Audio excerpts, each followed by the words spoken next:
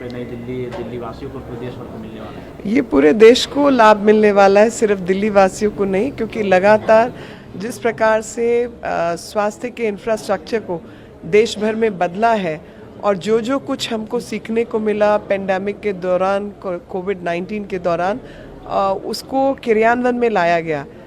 जो हमारे युवा हैं, मेडिकल कॉलेज के सीट्स बढ़ाई गई, दुगने से ज़्यादा की गई, पीजी कोर्सेज में सीट्स बढ़ाई गई, उनकी सुविधाएं बेहतर की गई। देश के हर डिस्ट्रिक्ट के अंदर वायरल टेस्टिंग लैब जैसी चीज़ की सुविधा नहीं थी, वो बनाई गई। ऑक्सीजन प्लांट्स अस्पतालों में लगाए गए।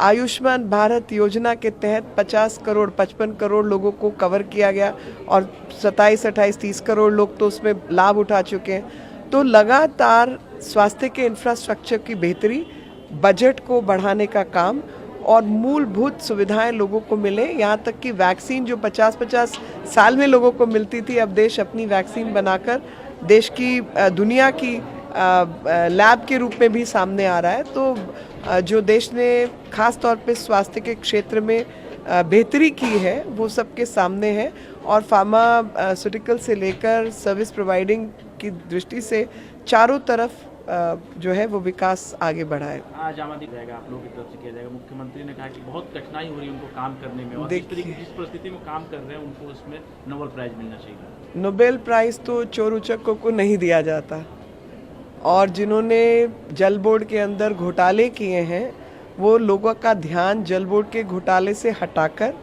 अपने ही जल बोर्ड के अधिकारियों के खिलाफ धरने पे बैठ रहे हैं। तो ये जो शातिर किस्म की राजनीति है और सोचते हैं सबको आप बार बार धोखा दे पाएंगे, वो संभव नहीं है। आप किसी व्यक्ति को एक बार धोखा दे सकते हैं, दूसरी बार धोखा दे सकते हैं, लेकिन लगातार हर बार आप धोखा नहीं दे सकते। जल बोर्ड सीधे तौर पर मुख्यमंत्री के पास होता था। अब घोटाला करने के बाद और घोटाला करने के लिए लगातार उन्होंने अपने अन्य मंत्रियों को या बाकी एमएलएस को वो सौंपा। पहले बीच में वो सौरभ भारद्वाज जी के पास भी रहा, उनसे हटाकर सोमनाथ भारती को भी दिया। लेकिन हम अच्छी तरह जानते हैं कि इस सब के पीछे जो शातिर दिमाग काम कर रहा है वो कोई और नहीं, अरविंद केजरीवाल ही है। ये सब बेचारे मुखौटे हैं जिनके कागज़ों पे साइन होंगे, जेल ये लोग जाएंगे और वो निकल जाएंगे ये कहकर कि मैंने तो कागज़ साइन ही नहीं किए, XYZ भ्रष्टाचारी है। और जिस तरीके से जो आदमी ने 2013 में कहा कि कांग्रेस सबसे भ्रष्टाचारी पार्टी है और एक दो मंत्रियों को छोड़ो तो सारे के सारे भ्रष्टाचारी हैं, उन्हीं के साथ गठबंधन करने आ गए। 2015 में अपने बच्चों की कसम खा ली लोगों को मूर्ख बनाने के लिए कि लोग इनकी बातों में आ जाएं और लोग आए भी। लेकिन अब जो नया ड्रामा इन्होंने शुरू किया है जल बोर्ड के विरोध में, जल बोर्ड के मंत्री ही बैठने वाले हैं, वही दिल्ली की सरकार बैठने वाली है जिसने पानी हाफ बिजली माफ के इशारे पर तो दिल्ली की जनता को मूर्ख बनाया था और 1.5 सवा लाख के बिल उनको भेजे।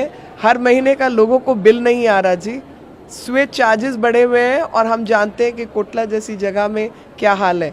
एक तरफ प्रधानमंत्री हैं सेवादार जो कि राजस्थान जैसी जगह में हर घर नल से जल की व्यवस्था कर रहे हैं, अरुणाचल जैसी जगह में हर घर नल से जल पहुंचा रहे हैं। ये दिल्ली की जनता को एक समतल क्षेत्र के अंदर पानी नहीं पहुंचा पा रहे।